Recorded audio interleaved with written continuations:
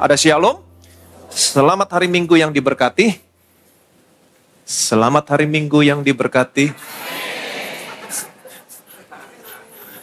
Amin. Puji Tuhan. Selama beberapa minggu ini kita sama-sama belajar tentang rahasia kesehatan dan kesembuhan ilahi. Kita sudah tahu banyak kebenaran dan saya percaya kebenaran itu sudah memerdekakan saudara.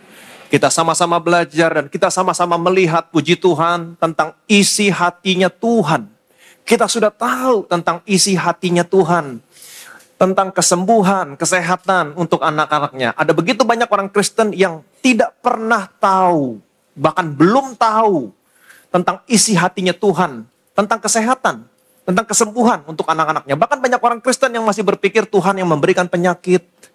Tuhan gak lagi menyembuhkan, tapi kita tahu isi hatinya Tuhan. Tuhan mau supaya anak-anaknya memiliki hidup yang sehat. Dan kalau anak-anaknya sakit, Tuhan bukan hanya sekedar mau anak-anaknya disembuhkan, tapi kita sudah lihat firman Tuhan. Ini isi hatinya Tuhan. Kamu harus disembuhkan. Jadi Tuhan sesungguhnya tidak mau anak-anaknya sakit. Kalau ada di antara anak-anaknya sakit, ini isi hatinya Tuhan. Kamu harus disembuhkan. Betapa saudara saya bersyukur mengetahui isi hatinya Tuhan. Tuhan mau kamu hidupnya sehat. Tuhan mau kalau ada di antara saudara sakit, yang sakit disembuhkan. Dan yang kedua, kita sudah sama-sama belajar, perhatikan baik-baik, kesembuhan bukan merupakan sesuatu yang diperjuangkan. Tapi kesembuhan adalah pemberian. Karena kasih karunia, oleh iman. Apa artinya oleh iman? Cara saudara menerima kesembuhan, bukan dengan usaha, dengan kekuatan. Tapi caramu menerima dengan iman. Karena semua penyakitmu sudah ditanggung di atas kayu salib. Yesaya menggambarkan bagaimana keadaan Yesus. Bentuknya tidak lagi seperti manusia, begitu hancur. Orang mengira dia kena tulah, dipukul, ditindas Allah. Orang hanya mengira, tapi kepada saudara, kepada saya diberitahukan kebenarannya. Sesungguhnya penyakit kita lah yang ditanggungnya. Kesengsaraan kita yang dipikulnya. Ganjaran yang mendatangkan keselamatan bagi kita ditimpakan kepadanya. Dan oleh bilur-bilurnya, kamu menjadi sembuh. Karena dia sudah tanggung semua penyakitmu. Itu sebabnya kalau ada yang sakit, dia berkata, kamu harus disembuhkan. Kamu harus disembuhkan. Ini isi hatinya Tuhan buat saudara, buat saya. Dan yang ketiga, apa rahasia kesehatan kesembuhan yang kita pelajari selama 2 minggu yang lalu? Hidup dalam kebenaran Injil. Amin. Tempatkan dirimu selalu mendengar Injil kasih karunia, Injil Kristus, Injil damai sejahtera. Kenapa? Karena Paulus punya keyakinan yang kokoh. Injil adalah kekuatan Allah. Kamu butuh kekuatan Allah. Puji Tuhan untuk dokter, puji Tuhan untuk obat, tapi lebih daripada itu, kamu butuh kekuatan Allah. Injil adalah kekuatan Allah yang menyelamatkan setiap orang yang percaya. Waktu saudara menempatkan dirimu di bawah Injil kasih karunia, Injil Kristus, Injil damai sejahtera, waktu kamu percaya, apa yang terjadi? Allah melepaskan kekuatannya untuk menyelamatkan saudara. Menyelamatkan di sini bukan hanya memindahkan kamu dari neraka ke surga, tapi menyelamatkan di sini soteria, to make you well. Amin. To prosper you, to protect you from danger, to restore you to health. Menyembuhkan penyakitmu. Jadi di mana saudara bisa menemukan kekuatan Allah yang dapat menyembuhkan penyakitmu? Dalam Injil. Terus tempatkan dirimu di bawah Injil kasih karunia. Injil kasih karunia tidak akan membuat saudara melihat kepada dirimu sendiri. Tapi Injil kasih karunia Allah akan membuat saudara selalu melihat kepada Yesus dan semua pekerjaan yang sudah Dia selesaikan. Jadi fokus saudara, perhatikan baik-baik, harus selalu melihat kepada Yesus dan kepada semua pekerjaan yang sudah Dia selesaikan. Di situ kekuatan Allah akan dilepaskan untuk menyelamatkan kamu. 1 Petrus 2 ayat 24. Ia sendiri telah memikul dosa kita di dalam tubuhnya di kayu salib, supaya kita yang telah mati terhadap dosa hidup untuk kebenaran. Oleh bilur-bilurnya kamu telah sembuh. Ia sendiri telah memikul dosa kita di dalam tubuhnya di atas kayu salib, supaya kita yang telah mati terhadap dosa hidup untuk kebenaran. kalimat selanjutnya mengatakan, oleh bilur-bilurnya kamu telah sembuh. Saudara bisa melihat konsistensi Alkitab. Dosamu diampuni, setelah itu penyakitmu disembuhkan. Bisa melihat konsistensinya di sini. Mazmur berkata, pujilah Tuhan hai jiwaku, jangan lupakan segala kebaikannya. Dia yang mengampuni semua kesalahanmu. Apa kebaikan berikutnya? Dia yang menyembuhkan segala penyakitmu. Ayat ini saudara bisa menemukan konsistensinya. Ia sendiri yang telah memikul dosa kita dalam tubuhnya di kayu salib. Dia yang tidak berdosa telah dibuat menjadi dosa karena kita. Semua dosamu sudah diampuni. Kalimat selanjutnya mengatakan, oleh bilur-bilurnya kamu telah sembuh. Dosamu diampuni, setelah itu penyakitmu disembuhkan. Seperti yang saya sampaikan sama saudara, seseorang perlu mengetahui dosanya sudah diampuni sebelum penyakitnya disembuhkan. Ia sendiri telah memikul dosa kita di dalam tubuhnya di kayu salib. Kalau saudara perhatikan baik-baik ayat ini, penekanannya selalu kepada Yesus dan kepada pekerjaan yang sudah dia selesaikan. Ia sendiri berbicara tentang pribadi Yesus. Memikul dosa kita di dalam tubuhnya di kayu salib berbicara tentang pekerjaan yang sudah dia selesaikan di atas kayu salib. Jadi penekanan ayat ini kepada Yesus dan kepada pekerjaan yang sudah dia selesaikan di atas kayu salib. Saudara harus selalu melihat Yesus yang tergantung di atas kayu salib dan percaya kepada semua pekerjaan yang sudah dia selesaikan. Amin. Waktu anak-anak saya masih kecil-kecil, waktu mereka masih kecil-kecil, sekarang mereka sudah dewasa, biasanya seringkali tiba-tiba suka batuk, suka pilek, pulang dari sekolah batuk, pilek, suka demam. Waktu mereka masih kecil-kecil. Waktu mereka demam, biasanya anak saya yang begitu aktif, begitu ceria, ketika mereka sakit, badannya panas, mereka nggak kelihatan aktif lagi, nggak ceria lagi, mereka hanya tiduran, mukanya merah, badannya panas. Saya sering pelukin anak saya, kemudian saya sering tempelin muka saya ke muka anak saya, dalam hati saya, aduh panas banget di badannya. Kemudian saya tempelin ke perutnya, lebih panas lagi kalau bagian perut. Kemudian saya berdoa untuk anak saya. Ini sebelum saya mengenal, mengetahui kebenaran. Dan saya berdoanya begini, Tuhan, Engkau tahu Tuhan, saya begitu mengasihi anak saya. Dan biarlah Tuhan, penyakit itu pindah ke saya. Yang ketawa pasti pernah berdoa demikian. Biarlah penyakit itu pindah ke saya Tuhan. Dan biarlah saya yang sakit, anak saya sembuh Tuhan.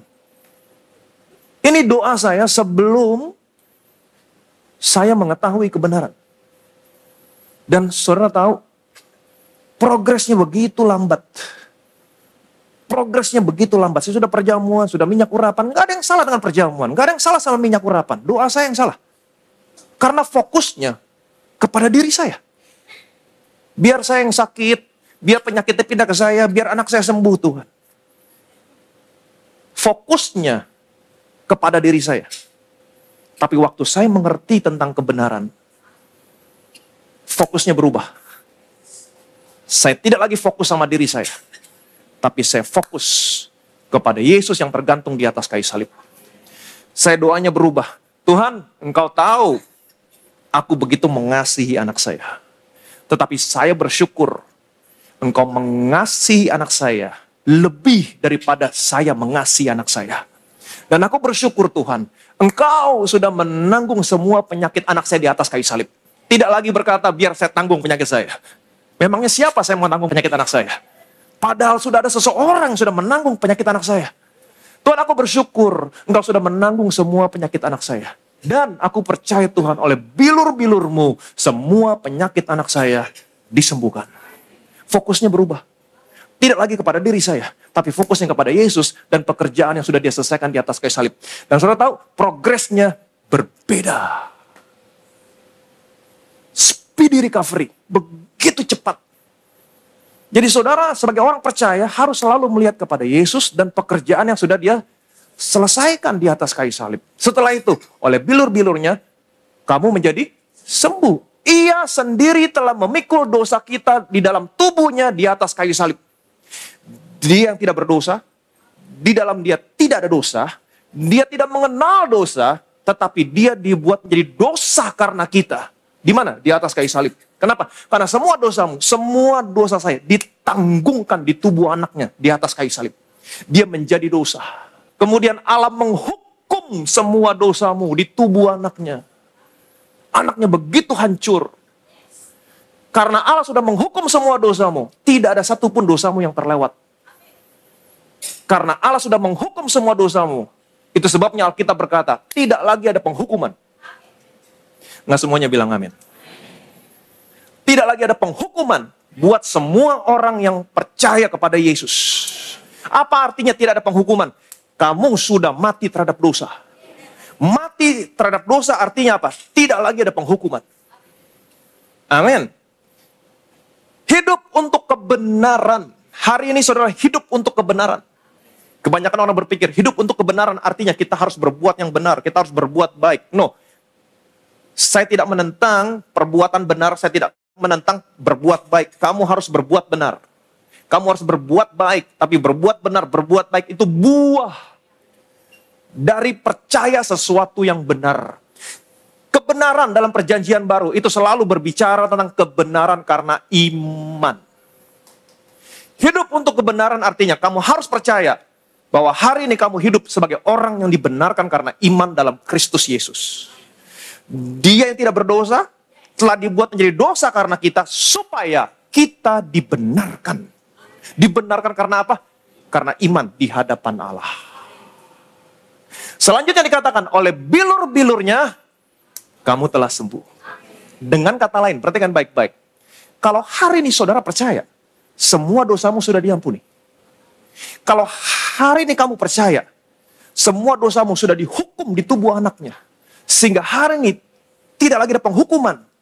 Kamu sudah mati bagi dosa. Dan kalau hari ini kamu percaya, kamu adalah orang yang dibenarkan karena iman dalam Kristus Yesus. Maka janji ini, oleh bilur-bilurnya, kamu telah sembuh, akan datang menjadi milikmu. Yang percaya boleh bilang amin.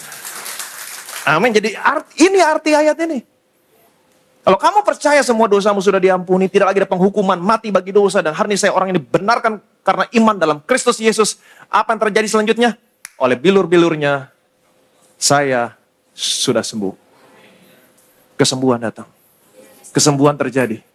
Ayat yang ke-25. Sebab dahulu kamu sesat seperti domba, tetapi sekarang kamu telah kembali kepada gembala dan pemelihara jiwamu. Sebab dahulu kamu sesat seperti domba, tetapi sekarang kamu telah kembali kepada gembala dan pemelihara jiwamu. Saya mau kasih tahu sama saudara, kalau Tuhan jadi gembala saudara, saudara kembali kepada Tuhan Yesus, apa yang terjadi? Hidupmu sehat. Tidak pernah kekurangan satu apapun. Tapi pertanyaan saya, kenapa ketika saudara kembali kepada gembalamu, kepada pemelihara jiwamu, hidupmu sehat? Ayat selanjutnya mengatakan, Petrus mengutip ayat ini.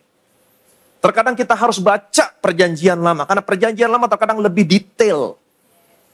Petrus mengutip ayat ini dari kitab Yesaya. Perhatikan baik-baik.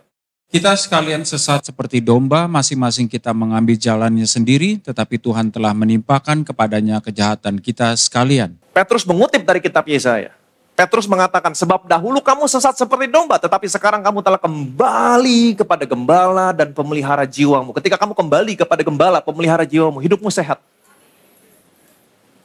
Tahukah saudara, kenapa hidupmu bisa sehat? Yesaya mengatakan, kita sekalian sesat seperti domba. Masing-masing kita mengambil jalannya sendiri. Tetapi Tuhan telah menimpakan kepadanya kejahatan kita sekalian. Ada seseorang yang telah menanggung semua kejahatanmu. Amin. Jadi selalu lihat konteksnya. Karena ayat sebelumnya mengatakan, ia sendiri, ia sendiri. Jadi siapa yang dimaksud Tuhan telah menimpakan kepadanya kejahatan kita? Siapanya di sini? Yesus. Ia sendiri yang telah menanggung semua dosa kita di atas kayu salib di tubuhnya. Amin. Sehingga hari ini tidak lagi ada penghukuman. Hari ini kamu hidup sebagai orang yang dibenarkan karena iman. Kalimat selanjutnya mengatakan, oleh bilur-bilurnya kamu telah sembuh. Kamu telah kembali kepada gembala dan pemelihara jiwamu. Jadi setiap hari selalu memperkatakan, Tuhan, aku bersyukur buat semua yang kau selesaikan di atas kayu salib. Engkau sudah menanggung dosaku.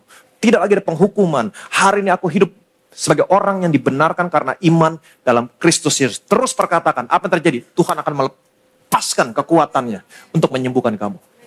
Oleh bilur-bilurnya kamu telah sembuh. Jadi fokus saudara, fokus saya. Apapun tantangan yang kamu hadapi, selalu lihat Yesus.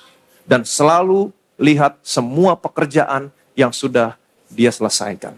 Mazmur, perhatikan baik-baik. Dituntunnya mereka keluar membawa perak dan emas, dan di antara suku-suku mereka tidak ada yang tergelincir. Dituntunnya mereka keluar membawa perak dan emas. Dan di antara suku-suku mereka tidak ada yang tergelincir. Jadi ada saatnya di mana umat Allah, pada satu malam, mereka semua keluar dari Mesir, perbudakan selama 400 tahun lebih. Ketika mereka keluar, mereka membawa emas, perak, dan ketika mereka keluar, semuanya suku-suku mereka, tidak ada satupun yang tergelincir. Semuanya jalan kaki, sehat. Ingat baik-baik, mereka adalah budak. Mereka hidup serba kekurangan, dikasih makan seadanya. Hidup dalam tekanan, karena Alkitab mencatat setiap hari pekerjaan mereka diperberat. Tadinya batu bata tersedia, sekarang mereka harus bikin sendiri batu batanya. Hidup mereka diperberat, stres, kekurangan. Dan saya percaya orang yang hidupnya stres, penyakitnya banyak. Jadi mereka hidup serba kekurangan. Hidup mereka tidak sehat, tapi dalam suatu malam, mereka keluar menjadi orang yang diberkati. Dan menjadi orang yang sehat. Apa yang terjadi pada malam itu sebelum mereka keluar membawa emas, perak, dan memiliki hidup yang sehat? Apa yang terjadi pada malam hari itu? Keluaran pasal 12 ayat 3 sampai dengan 7. Katakanlah kepada segenap jemaah Israel, pada tanggal 10 bulan ini diambillah oleh masing-masing seekor anak domba menurut kaum keluarga, seekor anak domba untuk tiap-tiap rumah tangga. Tetapi jika rumah tangga itu terlalu kecil jumlahnya untuk mengambil seekor anak domba, maka ia bersama-sama dengan tetangganya yang terdekat ke rumahnya haruslah mengambil seekor menurut jumlah jiwa. Tentang anak domba itu kamu buatlah perkiraan menurut keperluan tiap-tiap orang. Anak dombamu itu harus jantan, tidak bercela, berumur setahun, kamu boleh ambil domba atau kambing. Kamu harus mengurungnya sampai hari yang ke-14 bulan ini. Lalu seluruh jemaah Israel yang berkumpul harus menyembelihnya pada waktu senja. Kemudian dari darahnya haruslah diambil sedikit dan dibubuhkan pada kedua tiang pintu dan pada ambang atas, pada rumah-rumah di mana orang memakannya. Semalam sebelum mereka dibebaskan dari perbudakan, keluar dari Mesir, apa yang mereka lakukan? Allah memerintahkan kepada Musa untuk merayakan Paskah. Betul? Masing-masing keluarga mengambil satu anak domba. Apa yang mereka lakukan sama anak dombanya? Mereka sembelih. Darahnya mereka oles pada ambang atas, tiang pintu kiri kanan, di luar rumah. Untuk dilihat oleh Allah. Karena Allah berkata, apabila aku melihat darah, aku akan lewat daripada kamu. Passover, Paskah. Sehingga tulah kemusnahan tidak ada di tengah-tengah kamu. Tulah kemusnahan, tulah maut tidak ada di tengah-tengah kamu. Kita tahu bahwa upah dosa adalah maut. Artinya apa? Ketika ada darah di ambang atas tiang pintu kiri kanan, ini berbicara tentang apa? Pengampunan dosa. Ada seseorang yang sudah mati menggantikan posisimu. Menanggung semua akibat dosamu. Maut. Ingat baik-baik, Alkitab berkata, tidak ada pengampunan tanpa penumpahan darah. Ada darah yang tertumpah, artinya apa? Semua dosa orang yang ada dalam rumah, semuanya sudah diampuni. Lihat konsistensinya. Dia yang mengampuni segala kesalahanmu. Setelah itu, apa yang mereka lakukan dalam rumah? Pada rumah-rumah di mana orang memakannya, mereka makan dagingnya, darahnya mereka oles. Dagingnya mereka makan, ayat yang ke-8, perhatikan baik-baik. Dagingnya harus dimakan pada malam itu juga. Yang dipanggang mereka harus makan dengan roti yang tidak beragi beserta sayur pahit. Dagingnya harus dimakan mereka pada malam itu juga. Darah mereka oles. Tidak ada tulah kemusnahan. Kenapa? Dosa mereka sudah diampuni. Amin. Maut sebagai upah dosa tidak lagi berlaku atas mereka. Kenapa? Karena dosa mereka sudah diampuni. Kemudian dagingnya mereka makan. Apa yang terjadi setelah itu? Alkitab berkata, dituntunnya mereka keluar dari Mesir. Setelah apa yang terjadi? Mereka mengoleskan darah, mereka makan dagingnya. Ayat berikutnya mengatakan begini. Balik lagi ke Mazmur 105. Dituntunnya mereka keluar membawa perak dan emas. Mereka keluar dari Mesir. Tuhan membuat bangsa Mesir bermurah hati, memberikan kepada mereka emas, perak, kain ungu tua, ungu muda, kirmisi, lenan halus. Semuanya diberikan kepada bangsa ini. Amin. Dan di antara suku-suku mereka tidak ada yang tergelincir. Kata tidak ada yang tergelincir di sini terjemahannya dalam bahasa Ibrani kashal yang artinya apa? Strong fit. Mereka punya kaki yang kuat. Kaki yang kuat di sini menggambarkan tentang kesehatan secara keseluruhan. Orang yang sakit biasanya kakinya lemah.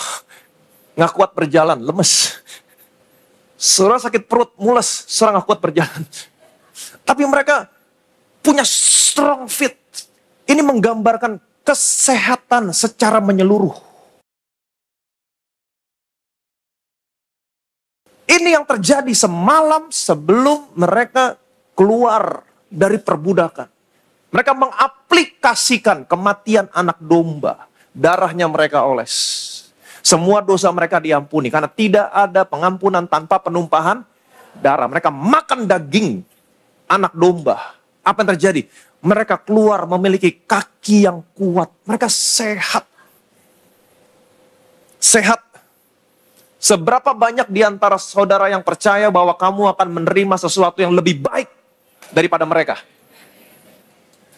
Karena yang mereka lakukan, mengaplikasikan kematian anak domba. Anak domba di sini berbicara tentang kematian siapa? Kematian Yesus. Kalau saja mereka mengaplikasikan gambarnya saja, bisa diberkati. Bisa sehat. Terlebih lagi saudara dan saya yang mengaplikasikan yang sesungguhnya. Kamu bukan hanya sehat, kamu super sehat. Kamu bukan hanya diberkati, kamu super diberkati. Amin. Bagaimana caranya kita mengaplikasikan kematian Tuhan hari ini? Jadi saudara bisa lihat selalu berbicara tentang Yesus dan pekerjaan yang sudah Tuhan Yesus selesaikan. Selalu, always. Hidupmu jangan melihat kemana-mana. Hidupmu hanya melihat kepada Yesus. Dan kepada pekerjaan yang sudah dia selesaikan di atas kayu salib. Ayat berikutnya memberitahukan kepada saudara, kepada saya bagaimana caranya kita mengaplikasikan kematian Tuhan. Janganlah kamu memakannya mentah atau direbus dalam air, hanya dipanggang di api. Lengkap dengan kepalanya dan betisnya dan isi perutnya. Janganlah kamu tinggalkan apa-apa dari daging itu sampai pagi. Apa yang ditinggal sampai pagi kamu bakarlah habis dengan api. Janganlah kamu memakannya mentah atau direbus dalam air. Apa artinya? Kalau saudara mengambil bagian dalam perjamuan kudus, jangan kamu makan mentah atau direbus di air. Jangan makan mentah artinya, waktu kamu mengambil bagian dalam perjamuan kudus, jangan sampai kamu tidak memiliki pewahyuan apapun. Mentah.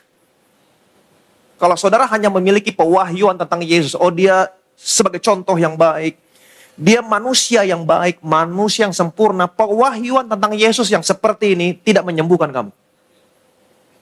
Jangan makan mentah. Atau direbus dalam air. Hanya. Jadi jangan makan perjamuan kudus dengan cara apapun. Kecuali hanya. Hanya itu artinya apa? Hanya ada satu cara. Bagaimana caranya? Hanya dipanggang di api. Kita tahu api berbicara tentang murka Tuhan, penghukuman Tuhan. Api penghukuman. Murka Tuhan. Jadi api di sini berbicara tentang murka Tuhan. Jadi waktu saudara mengambil bagian dalam perjamuan kudus, saudara harus memiliki pewahyuan, melihat Yesus, dia tergantung di atas kayu salib, menanggung semua dosa saya. Dia menerima semua penghukuman yang seharusnya menjadi bagian saya. Amin. Seperti yang tadi saya katakan, Yesaya menggambarkan bagaimana Yesus waktu dia tergantung di atas kayu salib, menerima semua penghukuman yang seharusnya menjadi bagian saudara, bagian saya. Yesaya mengatakan, pasal 52, bentuknya tidak lagi seperti manusia. Mazmur mengatakan, tulang-tulangku dapat kuhitung. Tulang-tulangku menontoni aku.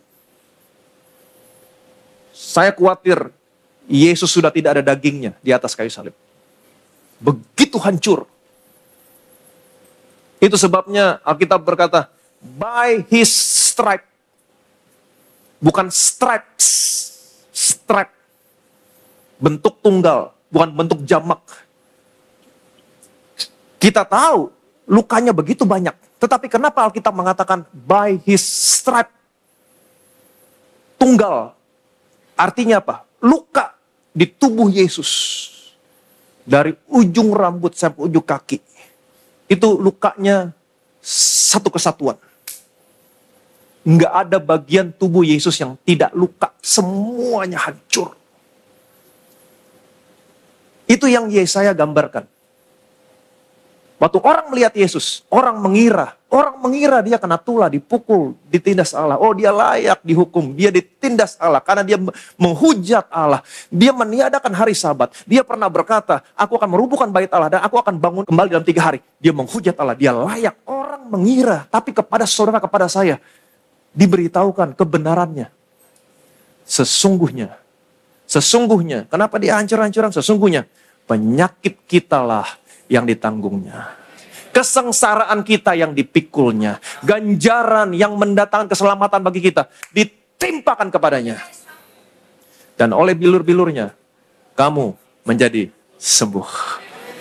Yang percaya boleh bilang amin. Jadi makan tubuh dan darah Tuhan dengan memiliki pewahyuan. Engkau tergantung di atas kayu salib, menanggung semua dosa, penghukuman yang seharusnya menjadi bagian. Makan dengan iman. Selalu fokusnya kepada Yesus dan pekerjaan yang sudah dia selesai. Makan dengan iman. Oleh bilur-bilurnya, kamu menjadi sembuh. Amin. Beginilah caranya kamu menerima perjamuan kudus. Memiliki pewahyuan tentang Yesus yang tergantung di atas kayu salib. Dihukum karena semua dosa. Amin. Ayat yang ke-11. Dan beginilah kamu memakannya. Pinggangmu berikat, kasut pada kakimu, dan tongkat di tanganmu. Buru-burulah kamu memakannya, itulah Paskah bagi Tuhan. Dan beginilah kamu memakannya. Tadi pewahyuannya, sekarang sikapmu. Bagaimana kamu waktu menerima perjamuan kudus. Pinggangmu berikat, kasut pada kakimu, tongkat di tanganmu. Buru-buru kamu memakannya. Ini Paskah bagi Tuhan, Passover. Pertanyaan saya, pinggang berikat, kasut pada kaki, tongkat di tangan, buru-buru makan. Ini posisi apa? Siap-siap. Siap-siap. Saya makan, habis itu saya keluar. Saya makan, saya dibebaskan. Saya siap untuk dibebaskan. Saya siap untuk keluar dari perbudakan selama 400 tahun yang mengikat saya selama ini. Saya siap. Itu sebabnya saya pinggang berikat, saya pakai kasut, saya tongkat di tangan. Kenapa? Sebentar lagi, siap-siap, saya dibebaskan. Amin. Jadi ini posisi siap-siap. Itu sebabnya setiap kali kamu terima perjamuan kudus, saudara harus siap-siap. Setelah ini, saya terima sesuatu yang baik. Siap-siap. Amin. Setelah kamu makan, inilah tubuh Kristus, inilah darah Kristus, makan. Siap-siap, terima sesuatu yang baik. Kalau selama ini tanganmu nggak bisa digerakkan, setelah makan, gerakin tangannya. Siap-siap. Apapun yang kamu bisa lakukan, lakukan. Amin. Kalau kamu nggak bisa tekuk, habis minum perjamuan kudus, langsung tekuk kakinya. Siap-siap. Terima sesuatu yang baik. Tapi mungkin saudara berkata, tapi Pak, saya udah bertahun-tahun. Saya sudah berdoa, sudah perjamuan. Kenapa kesembuhan nggak datang? Sebentar saudara akan menemukan jawabannya. Buat saudara yang selalu berkata, berapa lama lagi Tuhan? Mau berapa lama lagi Tuhan? Daud berkata begini, Berapa lama lagi Tuhan kau lupakan aku terus-menerus? Berapa lama lagi kau sembunyikan wajahmu terhadap aku? Berapa lama lagi aku harus menaruh kekhawatiran dalam diriku dan bersedih hati sepanjang hari? Daud berkata begini, berapa lama lagi Tuhan? Banyak orang Kristen yang selalu berkata demikian, berapa lama lagi Tuhan? Berapa lama lagi Tuhan Engkau menyembunyikan wajahmu terhadap aku? Berapa lama lagi Tuhan Kau melupakan aku? Kau sembunyikan wajahmu daripada aku? Berapa lama lagi aku harus khawatir? Aku harus bersedih sepanjang hari. Berapa lama lagi? Saudara akan berkata demikian ketika kamu berpaling dari salib Yesus. Berapa lama lagi Tuhan? Tapi puji Tuhan, akhirnya Daud berkata begini. Ayat yang ke-6. Tetapi aku kepada kasih setiamu aku percaya. Hatiku bersorak-sorak karena penyelamatanmu. Aku mau menyanyi untuk Tuhan karena ia telah berbuat baik kepadaku. Berapa lama lagi Tuhan Engkau sembunyikan wajahmu daripadaku? Berapa lama lagi Tuhan Kau lupakan aku? Berapa lama lagi Tuhan penyakit ini gak pernah sembuh? Berapa lama lagi aku harus khawatir setiap malam? Berapa lama lagi aku harus bersedih Tuhan? Berapa lama lagi? Tapi puji Tuhan, pada akhirnya Daud berkata, tetapi aku kepada kasih setiamu aku percaya. Hesed, grace, kita tahu ini adalah pribadi Tuhan Yesus. Dia penuh kasih karunia. Dia penuh dengan kebenaran. Pada akhirnya Daud kembali melihat Yesus. Amin. Tetapi kepada kasih setiamu aku percaya. Hatiku bersorak-sorak karena penyelamatanmu. Yeshua, salvation. Aku bersuka cita karena pekerjaan yang sudah engkau selesaikan di atas kayu salib. Jadi kalau sampai ada di antara saudara yang selalu bertanya, berapa lama lagi, berapa lama lagi? Berapa lama lagi aku harus khawatir? Tuhan berkata, janganlah kamu khawatir. Kekhawatiranmu tidak menambah sahasta hidupmu. Daripada kamu khawatir, lebih baik kamu melihat Yesus. Lihat pekerjaan yang sudah diselesaikan di atas kayu salib. Tetapi kepada kasih setiamu aku percaya Tuhan. Dan aku mau bersorak-sorai, aku mau bersuka cita buat penyelamatan yang kau lakukan. Buat semua pekerjaan yang sudah engkau selesaikan. Dan saya percaya, kalau saudara tetap melihat Yesus, lihat pekerjaan yang sudah Tuhan Yesus selesaikan, dan sabar. Jangan lagi pernah bertanya berapa lama lagi. Sabar. Bilang sama kiri kanan, sabar. Saya percaya kesembuhan akan dimanifestasikan dalam hidup. Amin. Ada progres 30, 60, 100%. Ada progres. Saudara masih ingat cerita tentang Abraham? Kita lihat cerita tentang Abraham. Kejadian pasal 14. Melkisedek Raja Salem membawa roti dan anggur. Ia seorang imam Allah yang maha tinggi. Lalu ia memberkati Abram, katanya, diberkatilah kiranya Abram oleh Allah yang maha tinggi, pencipta langit dan bumi. Dan terpujilah Allah yang maha tinggi yang telah menyerahkan musuhmu ke tanganmu. Lalu Abram memberikan kepadanya 1/10 dari semuanya. Melkisedek. Siapa Melkisedek? Raja Salem. Dia seorang imam Allah yang maha tinggi. Melkisedek, dia seorang raja dan dia seorang imam. Seperti yang sudah pernah saya sampaikan sama saudara, dalam perjanjian lama tidak ada seorang pun yang memiliki kedua jabatan ini sekaligus. Tidak ada. Kalau dia seorang raja, maka dia tidak bisa berperan sebagai seorang imam. Kalau dia seorang raja, maka dia tidak bisa melakukan tugas keimaman. Demikian juga sebaliknya, kalau dia seorang imam, dia tidak bisa menjadi raja dan dia tidak bisa melakukan tugas sebagai seorang raja.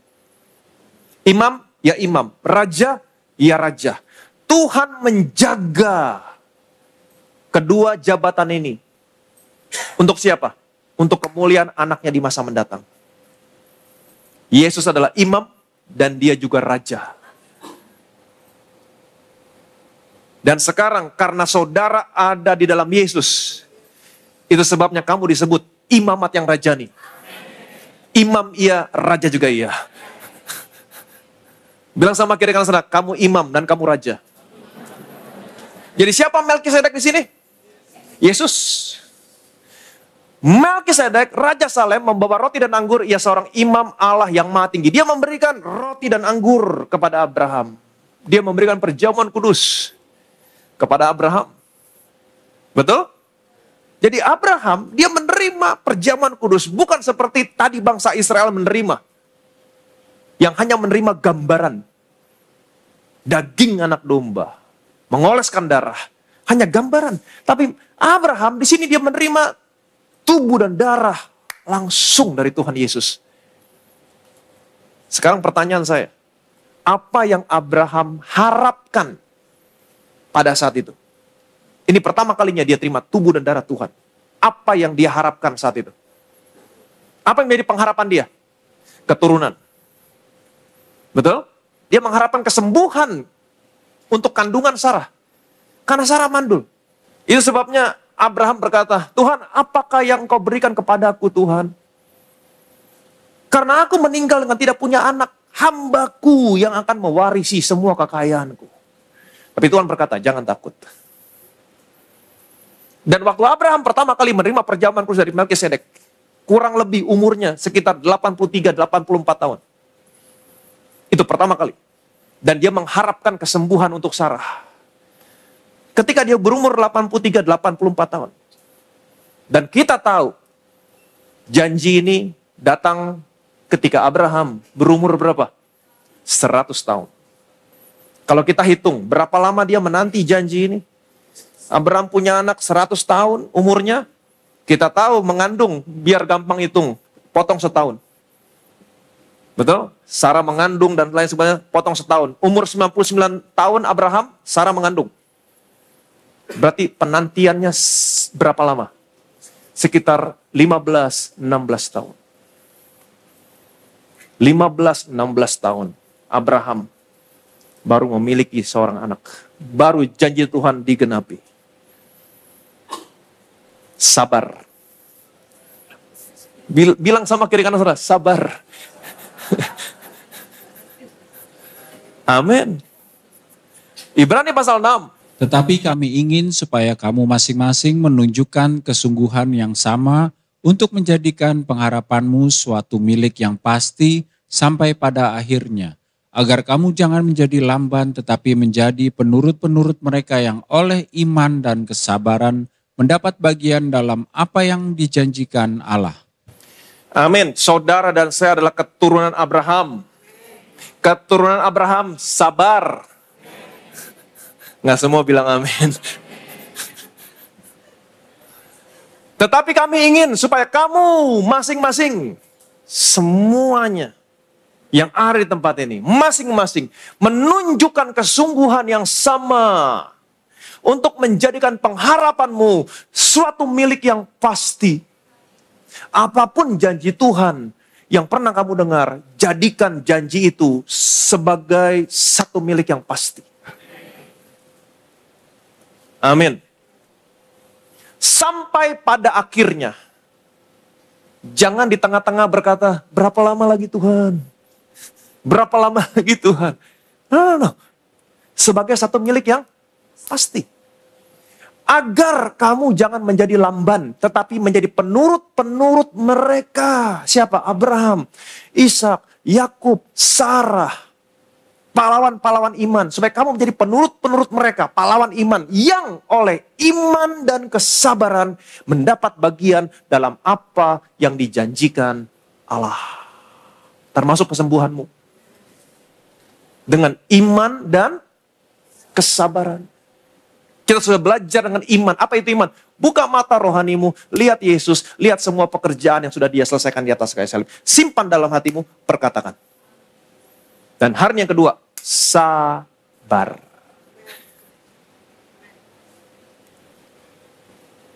Saya tahu beberapa di antara saudara berkata dalam hati, mau berapa lama lagi?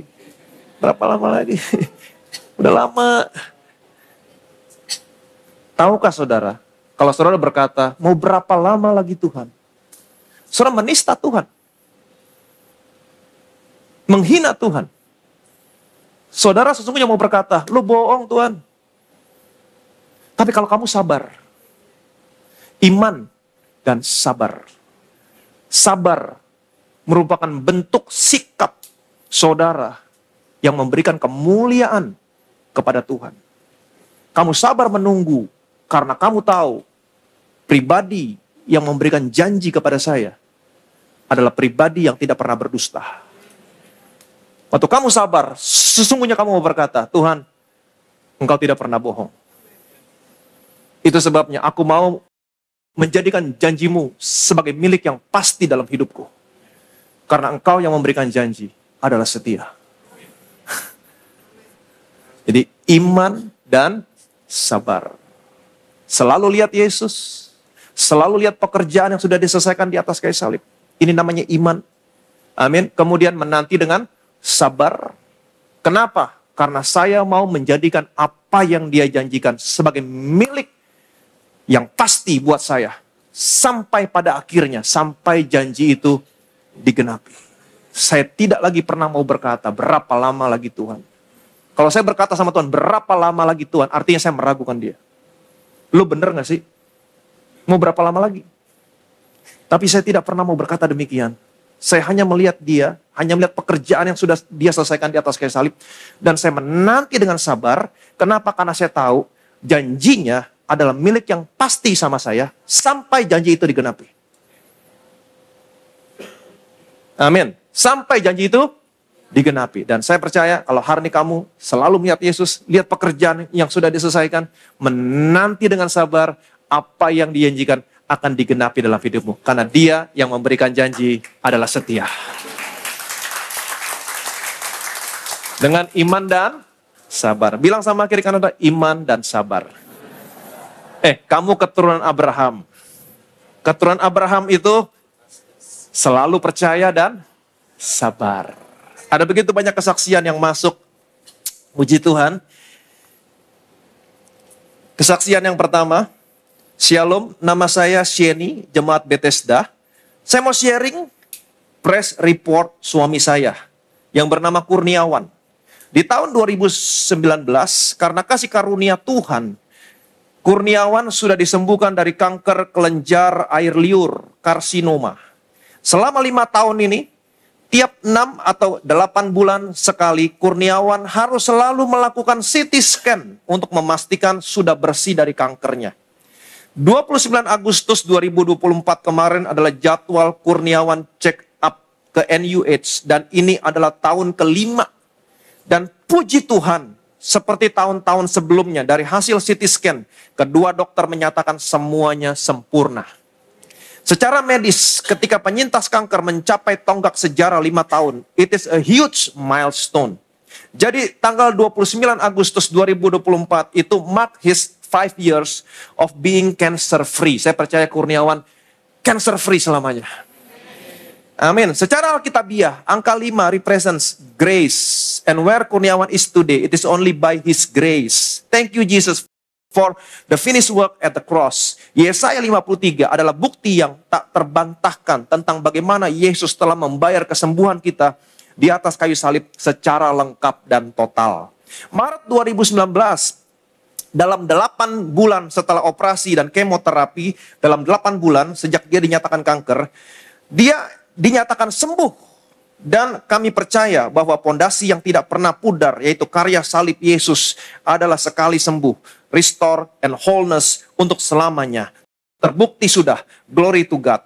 Kalau di flashback, kami sangat bersyukur karena di kejadian di tahun 2019 membuat kami jadi mengenal pribadi kasih karunia, yaitu Yesus itu sendiri. Dan tidak cuma mengenal, tapi kami sekeluarga mengalami perjalanan rohani bersama-sama dengan Yesus dan boleh merasakan secara radikal betapa kami adalah anak-anak kesayangannya. Bersyukur bahwa di tahun itu juga kami mengerti betapa besar kuasa perjamuan kudus melalui khotbah Pastor Ivan sehingga kami mendapatkan benefitnya. Lagi-lagi kami sangat bersyukur tertanam di Bethesda, di mana Pastor Ivan selalu mengingatkan kami sebagai jemaatnya bahwa iman adalah membuka mata rohani kita, melihat apa yang sudah Tuhan Yesus selesaikan di atas kayu salib dan memperkatakannya. Jadi apapun pergumulan kita, belajar untuk selalu membuka mata rohani kita, perkatakan bahwa kita adalah orang yang dibenarkan karena iman dalam Kristus Yesus, karena kebenaran berdasarkan iman adalah percaya apa yang sudah Yesus selesaikan di atas kayu salib. Dan karya salib adalah fondasi yang tidak pernah tergoncangkan sekali untuk selamanya. Segala kemuliaan hanya untuk Tuhan. Kesaksian yang kedua datang dari Ibu Dewi Utari. Shalom, perkenalkan nama saya Ibu Dewi atau biasa dipanggil Murni.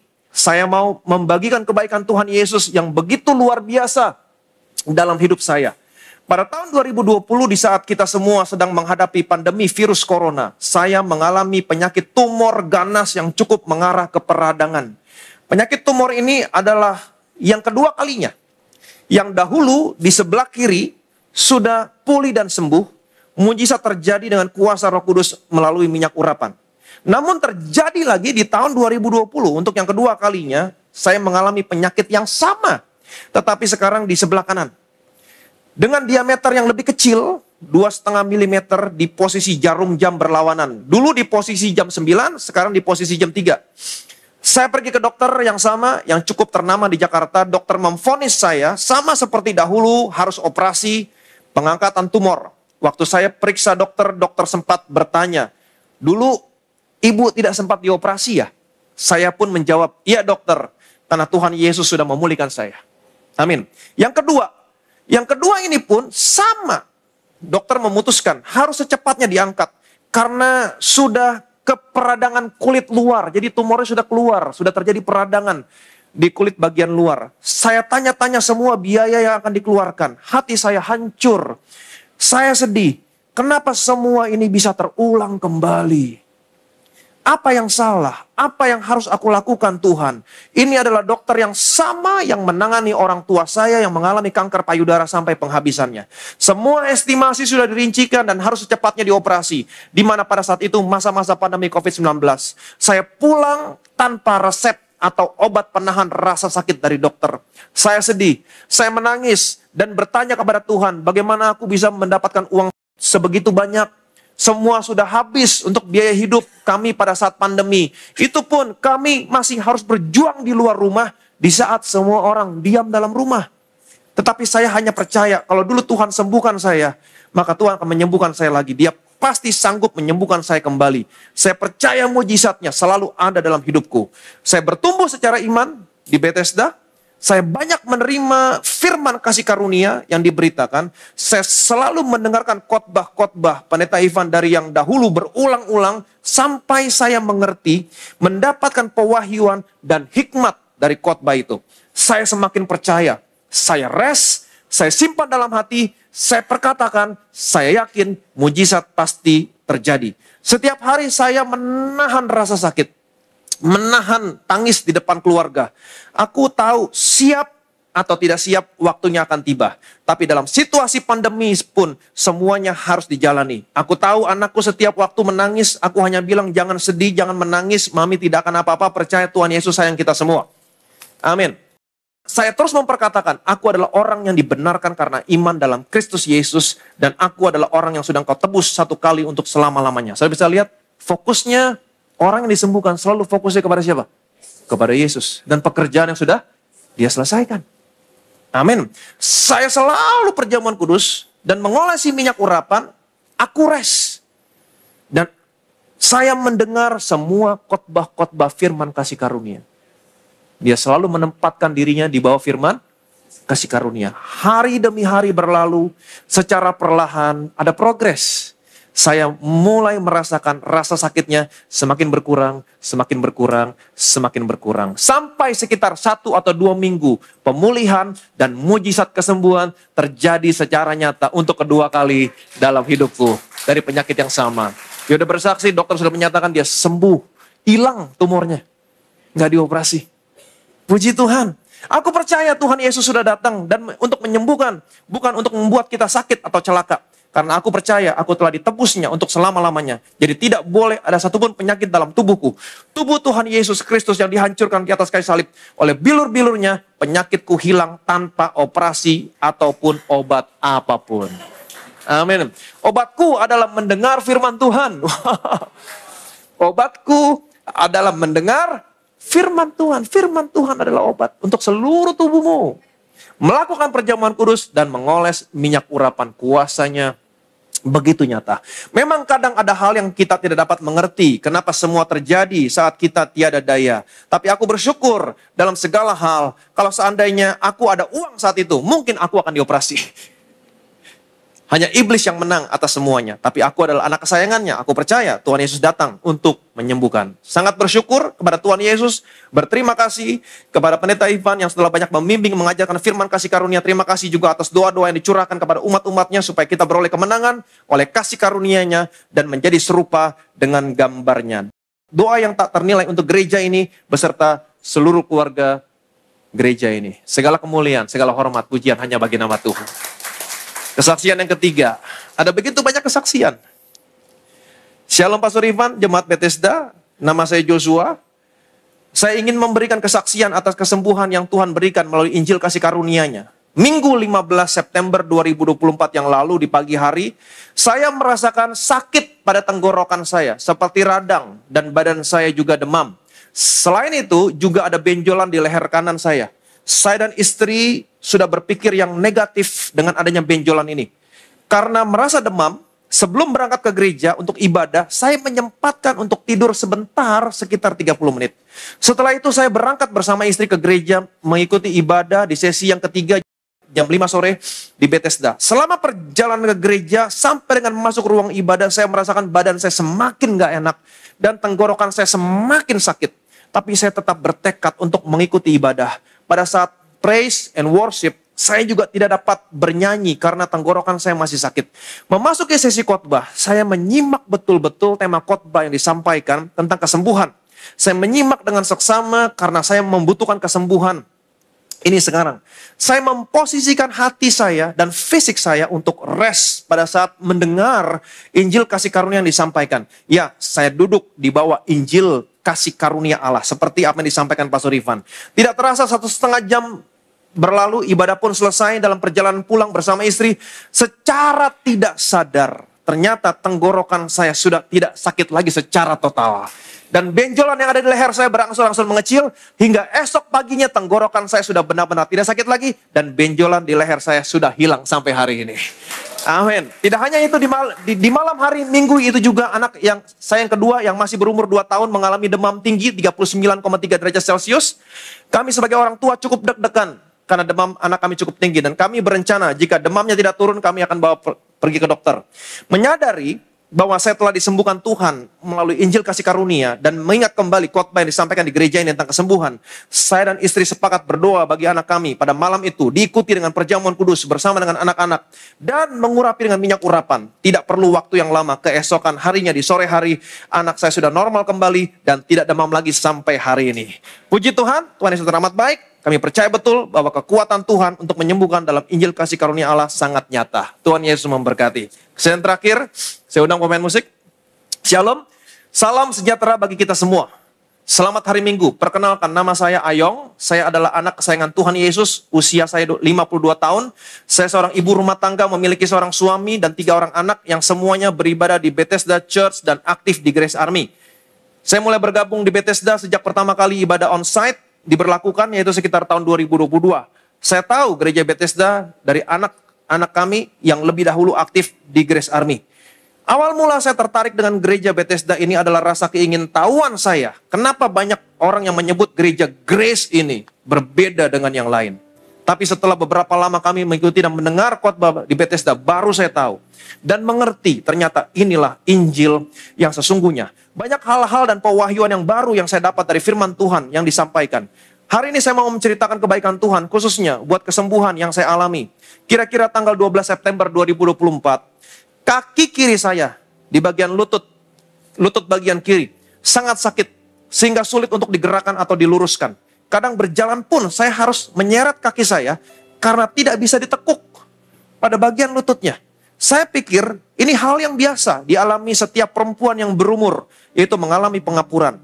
Setiap kali saya melangkah, ada rasa nyeri yang tidak tertahankan yang saya rasakan. Apalagi saat menaiki tangga, tidak bisa langsung, tetapi harus berhenti di setiap anak tangga, sampai saya siap untuk melangkah ke anak tangga selanjutnya. Saya tidak menceritakan hal ini kepada suami dan anak-anak, karena saya tidak mau mereka menjadi khawatir. Yang saya lakukan, berdoa kepada Tuhan agar lutut saya disembuhkan. Keesokan harinya, tanggal 13 September, setelah saya berolahraga, saya berniat untuk mengurut kaki saya dengan minyak urapan.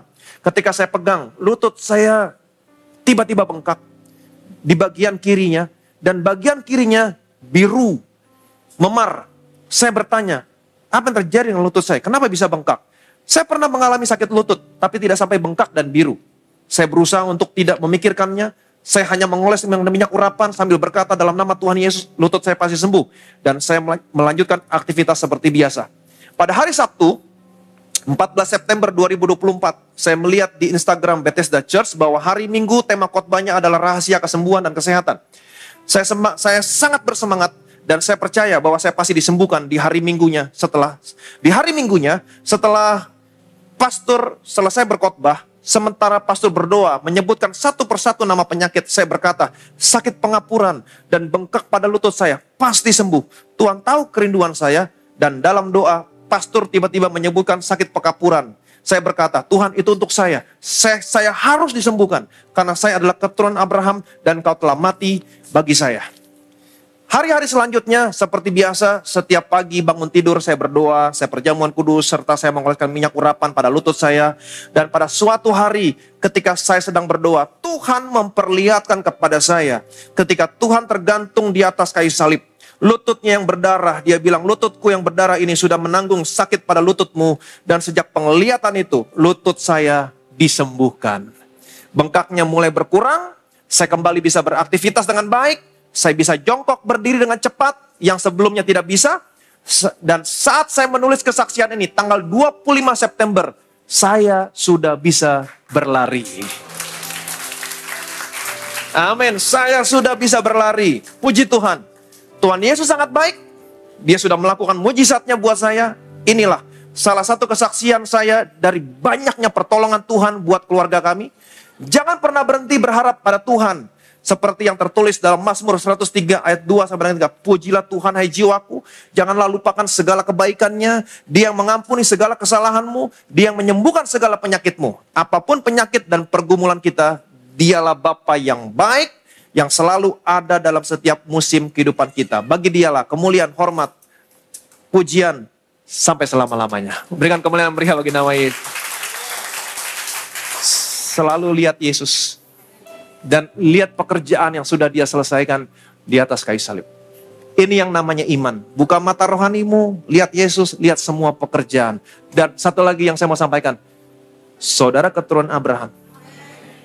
Keturunan Abraham sabar. Amin. Dan saya percaya, kita sudah pernah belajar kenapa Abraham begitu lama. Apa yang salah dari Abraham? Kita sudah pernah belajar, cari khotbahnya lagi. Dan saya percaya, ketika kita belajar dari kesalahan Abraham, saudara dan saya nggak perlu menunggu terlalu lama.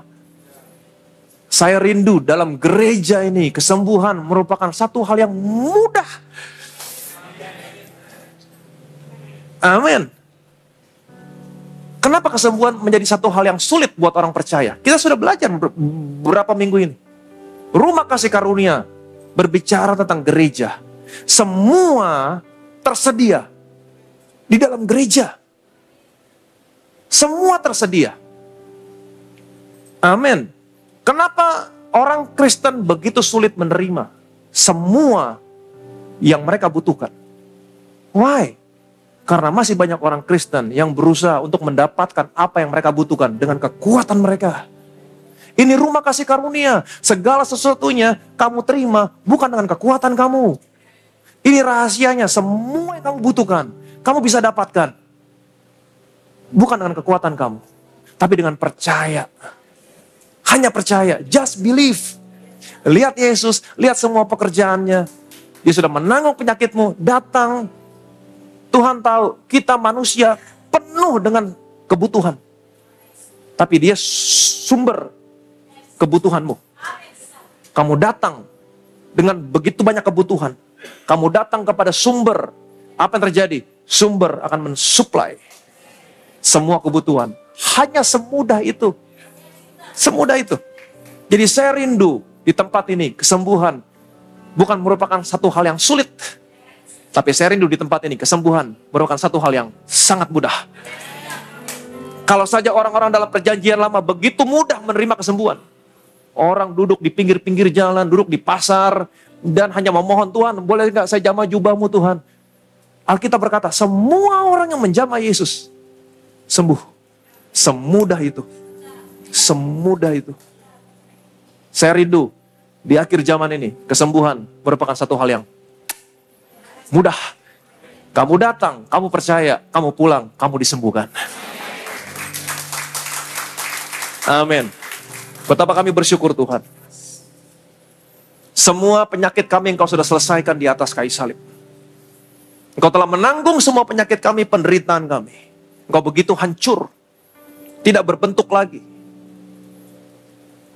Tulang-tulangmu terekspos, menontoni Engkau.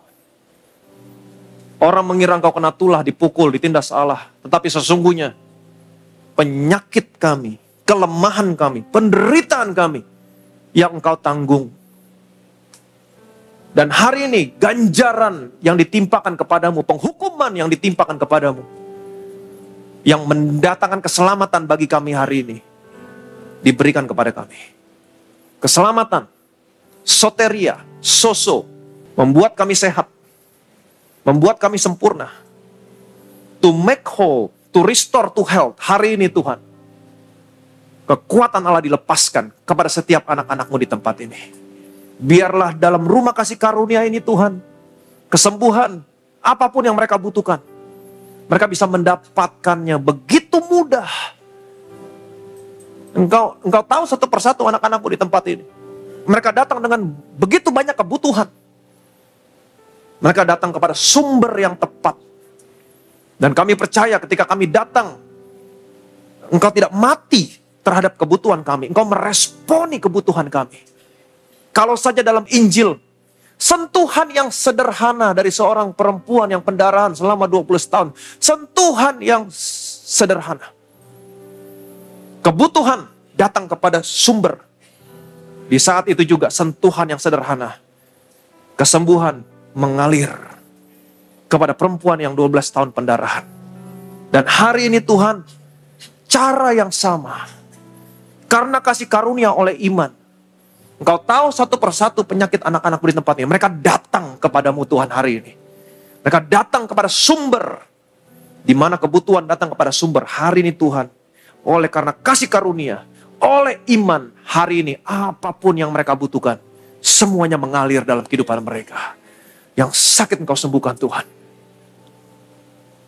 Kalau saja dalam perjanjian lama, semuanya disembuhkan. Terlebih lagi hari ini Tuhan, kami yang percaya kepadamu, kami yang sudah Engkau kuduskan, hari Tuhan, tidak ada satupun yang tidak disembuhkan. Semuanya disembuhkan dalam nama Tuhan Yesus Kristus. Dan kami kembalikan semuanya untuk hormat, kemuliaan nama Tuhan. Semua yang percaya, yang diberkati, sama-sama kita katakan, amin, amin, amin.